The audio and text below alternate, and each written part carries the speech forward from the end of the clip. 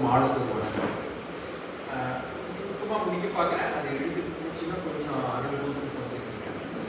பொதுவாக இந்த அறிவியல் என்கிற உணர்ச்சி தமிழோடு எப்படி தொடர்புடையது, தமிழுக்கு அறிவியல் என்கிற உணர்ச்சி எப்படி வந்து சேர்ந்தது, தமிழர்கள் என்கிற இந்த மனிதர்கள் பொதுவாக எந்த உணர்ச்சியோடு அதிகமாக தொடர்புள்ளவர்கள், அறிவியல் என்கிற உணர்ச்சியோடு எப்படி அவங்க இணைஞ்சாங்க அப்படின்ற விஷயத்த கொஞ்சம் ஸ்கெச்சஸாக நான்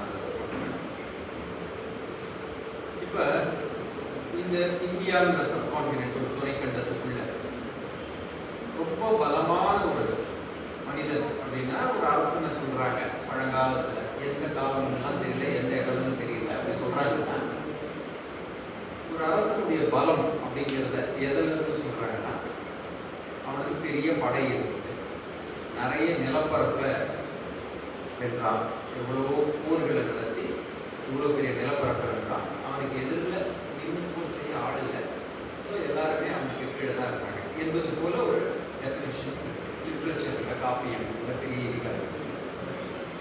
அப்படி சொல்ல வரும்போது அவங்க என்ன சொல்றாங்க அப்படின்னா, அந்த அரசனுடைய வலிமையை ஒரு 5,55,000 யானைகள் கொண்ட ஒரு 10 லட்சம் குதிரைகள் கொண்ட ஒரு ஒரு 3 லட்சம் தேர்கள் கொண்ட ஒரு படை, ஒரு 20 லட்சம் காலாட்படை வீரர்கள் கொண்ட ஒரு படை, இப்படின்னு சொல்றாங்க. சரி, இப்ப நமக்கு என்ன கேள்வின்னா, அந்த அரசனுக்கு கீழே இருந்த நாட்டில் இருந்த மக்கள் தொகை எவ்வளவு? இப்ப இந்த மொத்த மக்கள் தொகையில எவ்வளவு படையாக மாறிச்சு, எவ்வளவு குடிமக்களா இருந்துச்சு? இப்போ இந்த படையா மாறுறது அப்படிங்கிற அந்த ஒர்க் ஃபோர்ஸ், அதாவது அவங்க வீரம் அப்படிங்கிற ஒன்று கான்ட்ரிபியூட் பண்ணி தானே ஜெயிக்க முடியும். அதை கான்ட்ரிபியூட் பண்ணி ஜெயிக்கணும்னா எவ்வளவு உணவு தரும்,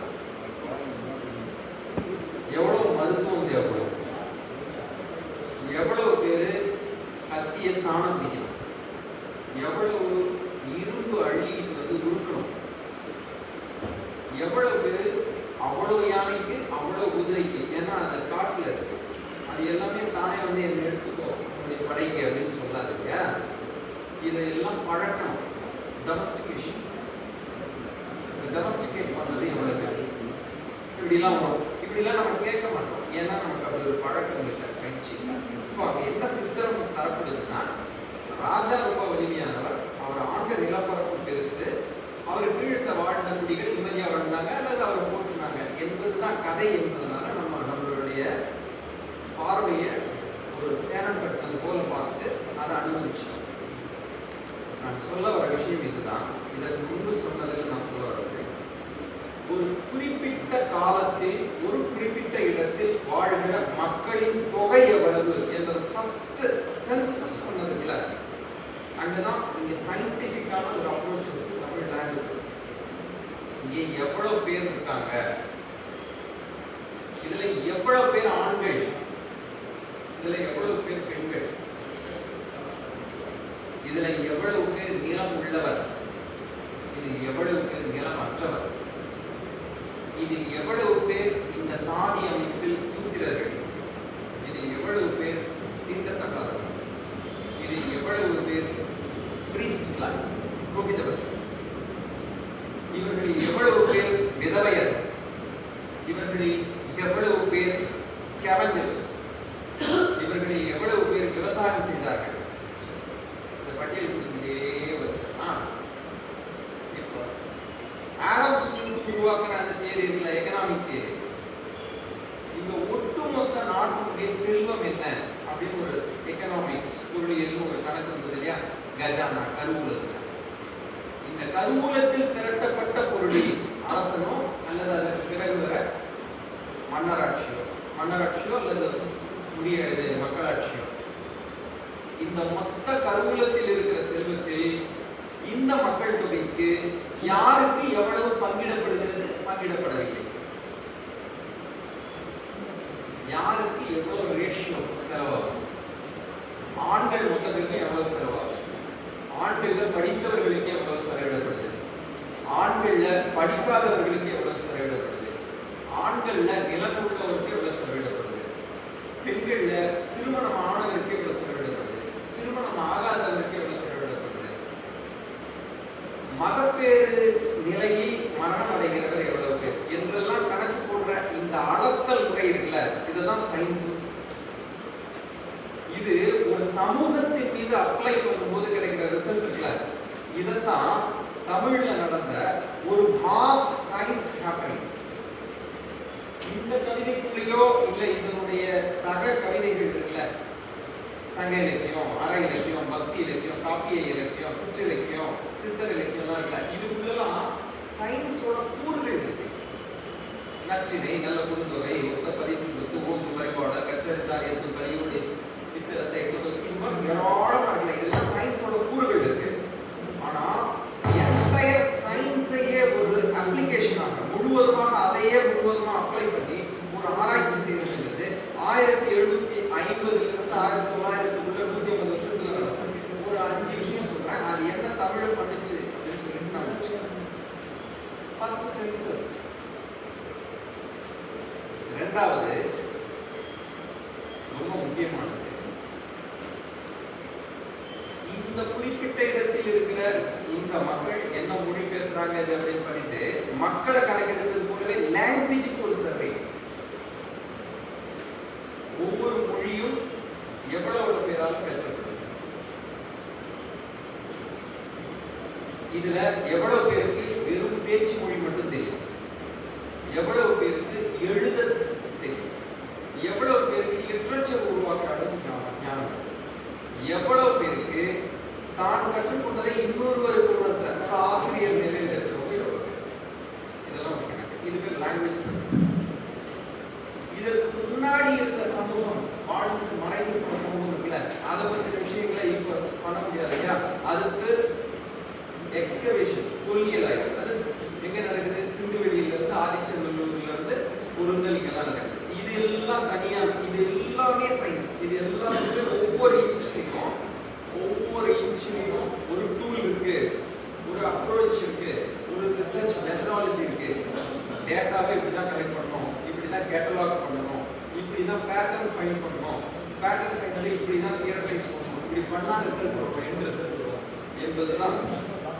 இந்த விஷயங்கள் எல்லாம் ஒரு 150 வருஷத்தில் தமிழில். அதே மாதிரி எட்வர்ட் தஸ்டனுடைய ஒவ்வொரு பழங்குடிகளையும் ஆராய்ச்சி செய்வது. எந்த பழங்குடிகளை, ஒரு நகரத்திற்குள் ஒரு ஆற்றங்கரையை ஒட்டி இருக்கிற மெயின் ஸ்ட்ரீம் சொசைட்டி இல்லாம ஓரத்தில் இருக்கிற பழங்குடிகள் யாரு, வடகா, தோட, ஏராளமான பழங்குடிகள், அவங்க எல்லாத்தையும் ஆராய்ச்சி செய்து பட்டியலிடுவது. அது எஸ்டி ஷெட்யூல்ட் ட்ரைப்ஸ் அப்படின்றது. இது எல்லாத்தையும் பண்ணதுக்கு நாம என்ன ஷேர் பண்ணோம், ஏன்னா அவனும் கான்ட்ரிபியூட் பண்ணியிருக்கான். என்ன கான்ட்ரிபியூட் பண்ணியிருக்கான், அந்த காடுகள்ல மலைகள்ல விளைகிற பொருள்கள் இல்லையா, மிளகு, ஏலக்காய், அங்க இருக்கிற சந்தனம், வெறும் நெல், கரும்பு, மஞ்சள் மட்டும் விளைஞ்சி நம்ம எக்கனாமி ஒன்றும் பெருசாகல. இந்த நறுமண பொருட்கள், இந்த நறுமண பொருட்களை எடுக்கிறதுக்காக தான் யார் இருந்து வந்தா, வெள்ளக்காரன் வந்தா, அரபு வந்தா, எல்லாம் வந்தா. அப்போ இந்த எக்கனாமியை இயக்குவதுல இந்த பழங்குடிக்கு ஒரு பெரிய பங்கு இருக்கு. ஆனா அந்த பழங்குடிக்கு கேட்க தெரியாது. என்ன கேட்க தெரியாது, ராஜா கிட்ட என்னோட ஷேர் இங்க, என்னோட சோஷியல் ஷேர் இங்க கேட்க தெரியாது. அப்போ இது ஃபர்ஸ்ட் டைம் குவாண்டம் பண்றது. இவங்க எவ்வளவு பேர் இந்த குவாண்டம் பண்றதுக்குள்ள அளந்து சொல்றதுக்குள்ள இவ்வளோ அப்படின்னு, அததான் சயின்ஸ் சொல்றோம். அப்படி ஒண்ணு என் லிட்ரேச்சருக்குள்ள இருக்கா அப்படின்னா முழுவதுமாக அப்படி ஒண்ணு இல்லை. இதை ஏன் நான் எனக்கு இல்லைன்னு நான் ஏன் சொல்லிக்கணும், இது பெருமையா இருக்கு, நல்ல கருத்தெல்லாம் இருக்கு, அதையே உவந்து பேசுறாம. இப்ப என்ன நோய் இங்க தமிழகத்துல அப்படின்னா, இவற்றில் புகழ்ந்து பேசுவதனாலேயே நான் சிறந்த தமிழர், இவற்றில் புகழ்ந்து பேசி விடுவதனாலேயே நான் யாருக்கும் எந்த பதிலும் சொல்ல வேண்டாம், இந்த உலகத்துல இருக்க எல்லாரும் எனக்கு எதிரி. எப்படி எதிரியாகும்? நான் தமிழர் அல்லாத எல்லாருமே எனக்கு எதிரியா? அறிவியல்ல எனக்கு கான்ட்ரிபியூட் பண்ணவங்களாம் எனக்கு எதிரியா? மார்க்ஸ் எனக்கு எதிரியா? ஆடம் ஸ்மித் எனக்கு எதிரியா? உளவியல் ஆய்வு செஞ்ச சிக்மண்ட் ஃப்ராய்ட் அவர் எனக்கு எதிரியா? அங்கத இலக்கியம் படைச்ச இந்த பெர்னார்ட் ஷா அவர் எதிரியா? தமிழர் அல்லாதவர்னா உடனே எதிரிங்களா? அவர்களிடமிருந்து ஏராளமாக நாங்கள் பெற்றுக்கொண்டோம். சரி, என்ன பண்ணணும்? இப்போ நான் அவங்க கிட்ட இருந்து கத்துக்கிட்ட அந்த விஷயத்த என்னுடைய மரபுல இருந்து தொடர்ந்து இன்றைக்கு அதை நான் பரப்பணும். இப்படி பரப்பும் போது கிடைக்கிற எண்ட் ரிசல்ட் இருக்கு இல்லையா, இறுதி விளைவு, அந்த இறுதி விளைவு எல்லாருக்குமான சமமான ஒப்புரவான ஒரு வாழ்வை தரும். அதுதான் நோக்கம்.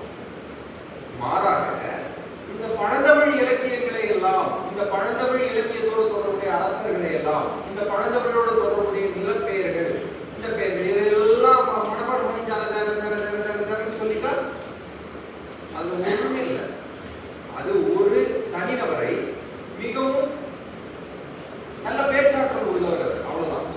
அவருக்கு நல்லா பேசுறது, அவரு நல்லா ஒரு 100 பேரை கட்டி போடுற மாதிரி பேசுறாரு, அவ்வளவுதான். இந்த சமூக வாழ்க்கையில என்ன மாற்றம் வந்தது? அதை எது தரும் அப்படின்னா அறிவியல் தான் தரும். அந்த அறிவியலை தமிழுக்குள் பொருத்துவது, முழுவதுமாக பொருத்துவது என்பதுதான் சார்ல்ஸ் டார்வின். அப்படின்னா சார்ல்ஸ் டார்வின் சொல்லுவோம் தமிழகத்தினுடைய வாழ்வு அன்றாட வாழ்க்கைக்கு என்ன சொல்லணும், ஏதாவது உங்களால் கனெக்ட் பண்ண முடியுதா? சார்ல்ஸ் டார்வின் என்ன சொன்னாரு? நேச்சர்ஸ் தியரி இருக்கு, சர்வைவல் ஆஃப் தி ஃபிட்டஸ்ட். அந்த கமெண்டோட வேர்டு நேச்சர்ஸ் செலக்ஷன். நேச்சரையே தன்னையே தானே அத்தனை பொருள்கள் இருக்க இந்த ஒரு உயிரை மட்டும் முன்னேறி அனுப்புகிறது. the selection of nature. the selection of nature ஏன் வந்து அது எப்படி தமிழ் வாழ்க்கையோட தொடர்புடையது? எங்க அதுக்கான டெமான்ஸ்ட்ரேஷன் ஸ்பேஸ் இருக்கு? எங்க இருக்கு அதெல்லாம்? இப்ப நீங்க இந்த காணும் பொங்கலானா இல்ல இந்த வார இறுதியில குழந்தைகளை கூட்டு போறீங்களா, வண்டலூர் உயிரியல் பூங்கா, காந்தி மண்டபம், அது என்னது? அது என்னது? டார்வினோட டெமான்ஸ்ட்ரேஷன் ஸ்பேஸ் தான் அது. என்ன சொல்ல வராங்க? இந்த உயிரினங்களை எல்லாம் பாரு, இந்த கேஜ்க்குள்ள நீ ஒரே ஆள் இந்த மொத்த வனத்திலேயே இந்த மொத்த காட்டிலையும் சுத்தி சுத்தி பார்த்தாலும் பார்க்க முடியாது. பார்க்கணும்னா ஒரு ஆயுள் போயிடும். அவ்வளவு விலங்குகளை பார்த்தோம்னா புரிஞ்சிக்க முடியாது. இப்போ நீ தியரியில பயாலஜில உயிரியல்ல படிச்சல, அதாவது உயிரியல் காட்சி சாலையில போய் பாரு. பாக்குறியா? இந்த உயிரை பாரு, கொஞ்சம் தொலைவு நடந்து அந்த உயிரை பாரு, அதுக்கு அடுத்த உயிரை பாரு, அதுக்கு அடுத்த உயிரை பாரு, அப்படியே பார்த்துட்டே வா. ஒரு 2-3 மணி நேரம் சுத்திட்டு வா அந்த உயிர் காட்சி சாலையை, ஜுவாலஜிக்கல் பார்க். என்ன கிடைக்கும் உனக்கு? ஒரு பட்டணத்தார் பாடல் படிக்கணும், சித்தர் பாடல் படிக்கணும், மிக உயர்ந்த ஒரு மனநிலையோ எலிவேஷன் கிடைக்கும். இது லிட்ரேச்சர். இதை நம்ம இது பண்ண வேண்டாம், இது வேற, இதுக்கு வேற ரோல் இருக்கு, அதை நம்ம அப்புறம் பேசுவோம். இந்த ஜுவாலஜிக்கல் பார்க்குக்குள்ள போயிட்டு வந்தோம்னா உனக்கு ஒரு எலிவேஷன் கிடைக்குது, உணர்வுல, அறிவுல. அதான் சயின்டிபிக் டெம்பரமெண்ட். அருங்காட்சியகத்துக்குள்ள போயிட்டு வந்தோம்னா ஒன்று வருது இல்ல, அதுதான் சயின்டிபிக் டெம்பரமெண்ட். அதை உருவாக்குறதுக்கு தான் இவ்வளவு முயற்சி, இவ்வளவு ஃபண்ட். ஏன் இதுல இருக்கிற இவ்வளவு ட்ரெஷர் இருக்கிற இவ்வளவு காசு எடுத்து அதுல போடுறான்? ஏன் புத்தக கண்காட்சி நடத்துறான்? ஏன் இந்த குழந்தைகளை எல்லாம் கூட்டு போன ஆசிரியரை போட்டு நிற்கிறான் மாவட்ட ஆட்சித்தலைவர்? ஏன்? இந்த சயின்டிபிக் டெம்பரமெண்ட்டை எப்படியாவது தொத்த வச்சிருக்கணும். இந்த சயின்டிபிக் டெம்பரமெண்ட்டை தொத்த வச்சா என்ன ஆகும்? பழைய காலத்துல இருந்த ஒரு அரசனை நோக்கி இந்த பொருளாதாரம் புரிஞ்சுது, பழைய காலத்துல இருந்த ஒரு அரசனை நோக்கி இந்த புகழெல்லாம் புரிஞ்சுது, ஒரு அரசனை நோக்கி இந்த பெருமையெல்லாம் புரிஞ்சுது. அப்படி இருக்காது. எல்லாருக்கும் கல்வி, எல்லாருக்கும் புகழ், எல்லாருக்கும் செல்வம், எல்லாருக்கும் கல்வின்னு பார்க்கணும் என்பதற்காகத்தான் இந்த வேலை. அதற்கு தான் இந்த சயின்ஸ். இந்த தமிழுக்குள் ஏன் இந்த சயின்ஸ் வரணும், அறிவியல் வரணும்? இந்த அறிவியல் வந்தாதான் இதுவரைக்கும் வாய்ப்பு பெறாதவர்கள் பெறுவார்கள், இதுவரைக்கும் ஷேர் கிடைக்காதவங்க கிடைக்கும், இதுவரைக்கும் ஷேர் கிடைக்காத சமூகங்கள், பாலின அடையாளம், எல்லாருக்கும் ஷேர் கிடைக்கும். ஷேர் கிடைக்கலன்னு வச்சுக்கோ, அவன் என்ன பண்ணுவான்? நண்பர் சொல்ற மாதிரி ஆர்டிஐ போடுவான். ஆர்டிஐ போட்டு என்ன சொல்லுவான்? எனக்கு எதுவுமே தரல, ஆனா ஓட்டுக்கு மட்டும் வர அப்படி கேட்கறான்ல, அப்படி கேட்கறதுக்கு அடிப்படைது அந்த சயின்டிபிக் டெம்பரமெண்ட் தான். அது டெமோக்ரஸிக்குள்ள ஆபரேட் ஆகும். சோ உறுதியாக மிகவும் அதில் சமரசமே வரும். அறிவியலை மிக தீவிரமாக நாம் வளர்க்க வேண்டும். நம்ம மொழிபெயர்ப்புகள் எல்லாத்தையும் அனுப்புறாங்க, வெளியில இருந்து அனுப்புறாங்க. இதுக்கெல்லாம் நோக்கம் என்ன? இதுக்கெல்லாம் ஏன் சப்சிடி தராங்க, மானியம் தராங்க? முன்னாடி மானியம் எதுக்கு தந்துட்டு இருந்தாங்க, இப்போ ஏன் அவ்வளவு மானியம் தராங்க? நான் ஒரு செம்மொழி என் செம்மொழிங்கிறது 2700 வருஷம் 3500 வருஷம் தொன்மையான மொழி இன்னைக்கு இயங்கிட்டு இருக்கு. இப்போ நண்பர் சொன்னது மாதிரி நான் விராத்தில் பிறந்த வளர்ந்தேன். ஆனாலும் இந்த மொழியோட சிந்தனைகள் பார்க்கும்போது எனக்கு ரொம்ப வியப்பா இருக்கு, எனக்கு ரொம்ப மகிழ்ச்சியா இருக்கு. நான் அதை கத்துக்கிறதும் நான் பேசுறதும் எனக்கு ரொம்ப நிறைவா இருக்குன்னு சொல்றாங்க. இது போல உலகமெங்கும் இருக்கிறவங்க வாங்க என்ன படிங்க, ஏற்ற ஏதாவது குறை இருந்தா சொல்லுங்க. நான் இருக்கும்போது சரியா இருக்க மாட்டேன், தூண் விழுந்திருக்கிறேன், பேசும்போது ரொம்ப வாயை போதுட்டு பேசுறேன், ஏதாவது சொல்லு, நான் திருத்திக்கிறதுக்கு விரும்புறேன். ஆனா நான் எந்த விதத்திலுமே பொறுப்பு இல்லாத, நான் காரணம் இல்லாத ஒரு காரணத்தை சொல்லி என்னை இழிந்தவன் என்றோ, என்னை தாழ்ந்தவன் என்றோ, நீ படிக்க கூடாது என்றோ, நீ செல்வம் பெற தகுதியற்றவன் என்றோ, பொது வாழ்வில் ஈடுபட தகுதியற்றவன் என்றோ நீ சொல்வாய் என்றால் அது ஒரு நியாயமான விமர்சனமாக. இதெல்லாம் நானே ஏன் எல்லாத்தையும் நானே சொல்லிக்கிறேன், நீ ஏன் சொல்லு நான் சொல்றேன் அப்படின்னா, நான் தொடக்கத்தில் சொன்னது போல தமிழர் அவங்க தான் எல்லாத்தையும் டிட்டர்மைன் பண்ணணும்னு நாங்கள் விரும்பல. தமிழர் அல்லாதவர்கள் தமிழர்களுக்கு சொல்லுங்க, நிறைய விஷயத்தை நாங்கள் கேட்டுக்க தயாரா இருக்கோம். ஆனா அது சயின்டிபிக் டெம்பரமெண்ட்ல இருக்கணும். கேட்டுக்கிற நானும் அதை சயின்டிபிக்கான வளர்ச்சிக்கு பயன்படுத்தி விரும்புகிறேன். அதை விடுத்து ஏற்கனவே இருக்கிற விஷயங்களை உருட்டுவது, ஜல்லி அடிப்பது, இதையெல்லாம் ஒரு மந்திரம் போல சொல்லிக்கிட்டே இருக்கிறதுனால எனக்கு ஏதோ பெருமை இருக்குன்னு நானே, அது இல்லை. அதற்காக நாங்கள் இங்க வரல. திரும்பவும் சயின்டிபிக்காக இந்த விஷயத்தை புரிந்து கொள்ளத்தான் விரும்புகிறோம். இந்த ஆய்வுகள் எல்லாம் நடந்திருக்கு தமிழ்ல, வேற இந்திய மொழிகள்ல இந்த தன்மையில நடக்கல. இப்படி சொல்லுவது அவர்கள் இழிவுபடுத்த சொல்லல, இங்கதான் நடந்திருக்கு. எங்களுக்கு தொடர்ந்து இதுல ஆர்வம் இருக்கு, நாங்கள் தொடர்ந்து இதை வளர்க்க விரும்புகிறோம். அதற்காக இந்த அறிவியலை வளர்க்க விரும்புகிறோம். வளர்ந்த அறிவியலை தமிழியலோடு இணைக்க விரும்புகிறோம். தமிழியலை இணைக்க விரும்புகிற அந்த இடத்தில் உங்களை போன்ற இப்போதைக்கு 20-30 பேர் வந்திருக்கிற இந்த அரங்கத்தை இன்னும் 1000 பேரா மாற்றுறதுக்கு முயற்சி செஞ்சுட்டே இருப்போம். அது யாராவது ஒருத்தர் செஞ்சுக்கிட்டே தான் இருப்பாங்க. அது இன்றைக்கு சுரேஷ், நாளைக்கு இன்னொருத்தர், நேற்று ஒருத்தர், யாரோ ஒருத்தர் வந்துட்டு தான் இருப்பாங்க. அது வராமல் இருக்க மாட்டாங்க, வந்துகிட்டே இருப்போம், செஞ்சுக்கிட்டே தான் இருப்போம். இந்த அறிவியல் எங்களுக்கு சமத்துவத்தை தரட்டும், விடுதலையை தரட்டும். நன்றி.